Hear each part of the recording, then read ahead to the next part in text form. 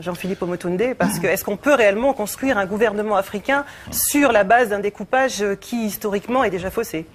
Moi, ce que je voudrais juste rappeler dans le cadre de cette discussion, c'est qu'il ne faut pas oublier que l'Afrique a émergé dans l'histoire de l'humanité avec un projet d'union. Le nom précis, c'est le Sématawi. Vous voyez? Donc c'est l'union des deux terres. C'est un roi qui est venu du Soudan, qui est le roi Narmer, qui en 3200 a dit « Nous allons unifier les peuples de la vallée du Nil ». À partir de là, apparaît le premier gouvernement dans l'histoire de l'humanité, avec le Premier ministre. Et c'est vrai qu'il n'y a pas très longtemps, nous avons constaté que le Premier ministre de Narmer était d'ailleurs une femme.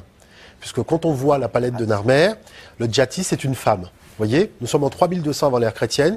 Et c'est cette femme qui va organiser, je dirais, le gouvernement pharaonique. Et qui va créer ce qu'on voit aujourd'hui dans les gouvernements les plus modernes en Occident. Donc cette idée d'union n'a pas pu être réalisée par exemple en Europe, puisque les cités de la Grèce antique n'ont jamais pu s'unifier. Au niveau du Proche-Orient, ça a été la même problématique. Vous voyez, il n'y avait pas cette possibilité d'unité. En fait, l'idée d'unité est une idée très tardive en Occident. Très très tardive. Mais mieux appliquée parfois.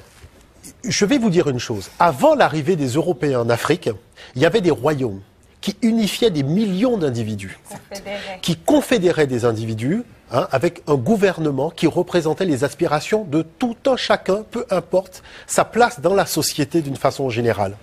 On parle par exemple des problématiques de la faim, ce sont des problématiques qui étaient inexistantes en Afrique noire à cette période. Donc moi ce que je veux dire, c'est que cette idée n'est pas une idée nouvelle pour l'Afrique. Vous voyez, il s'agit tout simplement peut-être de refaire ce qui a déjà été fait par le passé. Voilà.